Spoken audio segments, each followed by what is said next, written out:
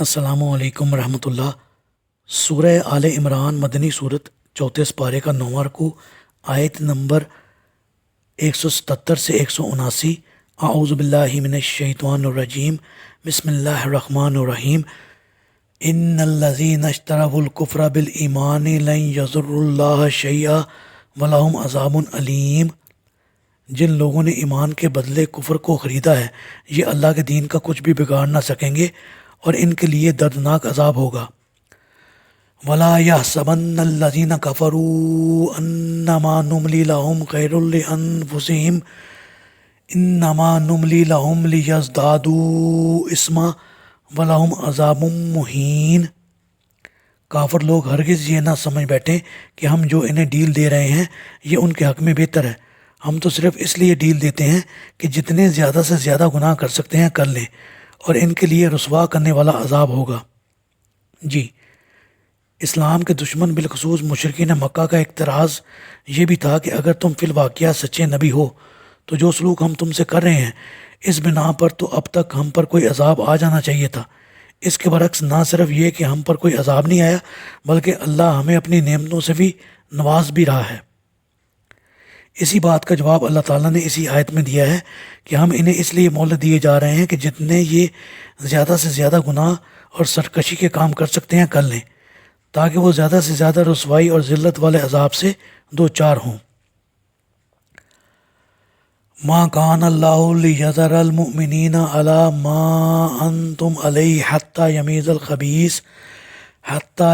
الخبیث من الطیب وما کان اللہ لیطلعکم علی الغیب ولکن اللہ یجتبی من رسلہ من یشاء فآمنوا باللہ ورسلہ وَإِن تُؤْمِنُوا وَتَتَّقُوا فَلَكُمْ أَجْرٌ عَظِيمٌ۔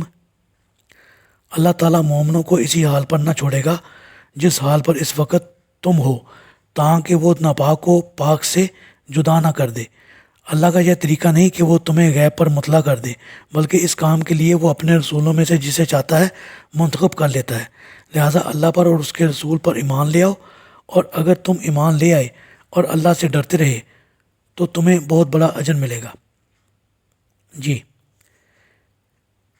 یعنی اس حال میں پختہ ایمان والے مومن، کمزور ایمان والے اور منافقین سب ایک ہی اسلامی معاشرے میں مل کر رہتے ہیں اور ایک ہی سطح کے سب مسلمان ہی سمجھے جاتے ہیں۔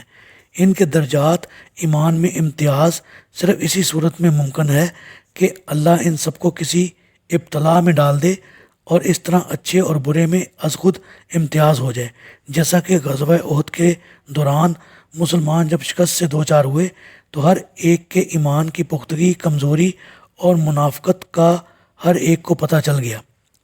ابتلا کے علاوہ مسلمانوں کے ایمان کے مختلف درجات معلوم ہونے کا ایک طریقہ یہ بھی ہو سکتا تھا کہ اللہ تعالیٰ وحی کے ذریعے اپنے نبی کو ان کے احوال پر مطلع کر دے، مگر یہ بات اللہ کے دستور کے خلاف ہے، کیونکہ ایمان تو ہوتا ہی بالغیب ہے۔ اگر غیب نہ رہا تو پھر ایمان کیسا؟ جس قدر غیب پر اطلاع کی انسان کو ضرورت تھی وہ تو اللہ نے پہلے انبیاء کے ذریعے سب انسانوں کو مطلع کر دیا ہے۔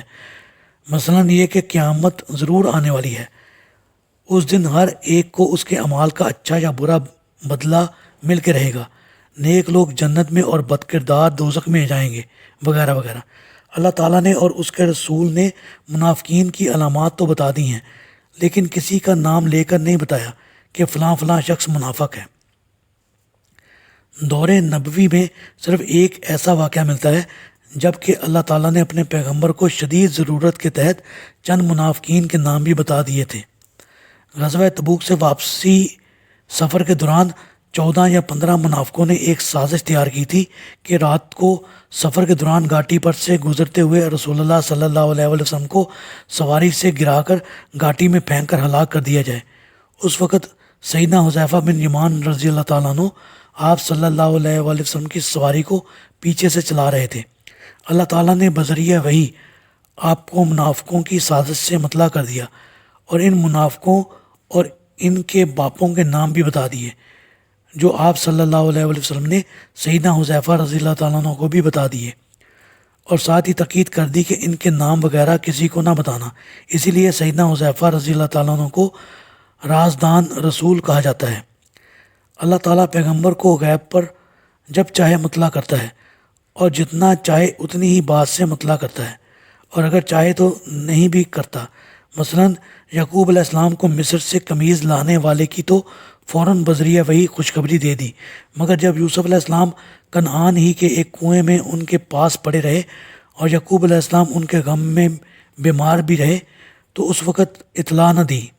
اسی طرح عمر رضی اللہ تعالیٰ عنہ اسلام لانے کے لیے آپ صلی اللہ علیہ وآلہ وسلم کی خدمت میں جا رہے تھے تو آپ کو بذریعہ وہی اطلاع کر دی گئی، مگر جب آپ صلی اللہ علیہ وآلہ وسلم واقعہ افق کے بارے میں مہینہ بھر سخت بے چین اور پریشان رہے تو اس وقت پورے 1 ماہ بعد وحی کی۔ اللہ تعالیٰ سے دعا ہے اللہ تعالیٰ ہمیں قرآن کو پڑھنے، سمجھنے اور اس پر عمل کرنے کی توفیق عطا فرمائے، آمین۔